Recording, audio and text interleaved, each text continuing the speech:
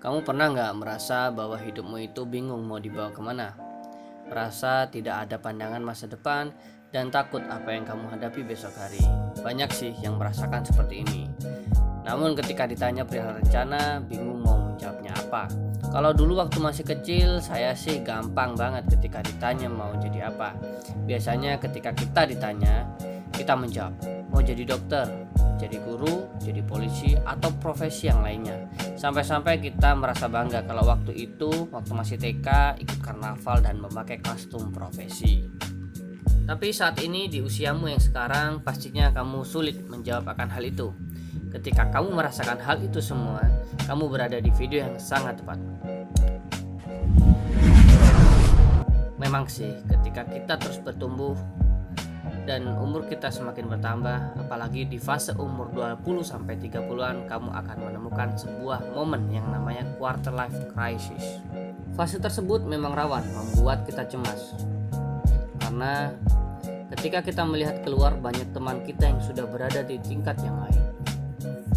Ketika kamu bertemu denganmu, kamu pasti pernah melihat bahwa temanmu itu sudah mendapatkan pekerjaan yang bagus, dan saat ini dia sedang mendapatkan gaji besar, dan itu adalah pekerjaan yang kamu impikan. Sedangkan kamu saat ini masih belum kemana-mana. Kamu scroll Instagram, ngelihat temanmu yang sudah menikah, dan kamu langsung melihat dirimu sendiri bahwa kamu saat ini masih belum menikah. Jangankan menikah, menemukan pasangan pun masih belum. Sebenarnya fenomena yang tadi saya jelaskan itu wajar kok. Semua orang pasti akan mengalaminya. Dan memang dasarnya manusia tidak terlalu suka dengan hal yang tidak pasti. Maka ketika membayangkan masa depan, kita akan merasa cemas dan galau. Karena memang masa depan kita nggak ada yang tahu. Dan daripada kamu cemas memikirkan masa depan yang tidak ada ujungnya, mending kamu fokus dengan masa yang sekarang. Caranya yaitu dengan memutuskan mata rantai pikiran yang membuat kita menjadi cemas dan negatif. Hal ini pasti membuat kamu galau, apalagi kamu bisa langsung melihat kesuksesan temanmu langsung pada genggamanmu, yaitu sosial media. Instagram, Facebook, Twitter, semua akan memberikan informasi tentang apa yang sedang ada di luar. Dan otomatis kamu akan mengkomparasikan atau akan membandingkan dirimu sendiri dengan dunia luar itu tadi. Belum lagi tertekan dengan sindiran keluarga dan juga lingkungan pertemanan. Itu sangat membuat kamu pasti sangat tertekan. Dari kejadian itu, kamu secara gak langsung akan difokuskan oleh pikiran-pikiran negatif yang ganggu aktivitasmu dan buat kamu semakin bingung. Asumsi-asumsi liar yang kamu pikirkan terus-menerus berputar di dalam kepala. Padahal kamu sendiri belum tentu tahu yang kamu lihat apakah benar membuat mereka nyaman dan membuat cocok dengan situasi yang sama. Hal yang tadi itu membuat kamu cemas dan galau. Harus ngapain untuk menyelesaikan masalah tersebut? Pasti kamu bertanya-tanya dalam dirimu sendiri. Apakah jalan yang kamu pilih ini tepat buat kamu? Apa memang dasarnya inilah takdir yang harus kamu jalani dan menerima apapun yang sudah kamu dapatkan saat ini?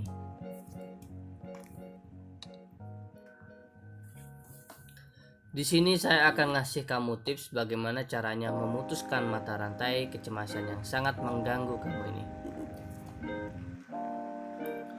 Sadari apa yang kamu kerjakan dan rasakan apa yang kamu kerjakan itu tadi. Setelah kamu melakukan itu, kamu pasti akan tahu apa yang sedang kamu lakukan dan bisa merasakan sensasi dari yang kamu kerjakan. Sehingga kamu bisa membedakan yang kamu kerjakan saat ini adalah realita yang ada. Setelah mengetahui realitamu saat ini, lalu apa yang bisa kamu coba rencanakan agar bisa meningkatkan lagi dari segi produktivitas.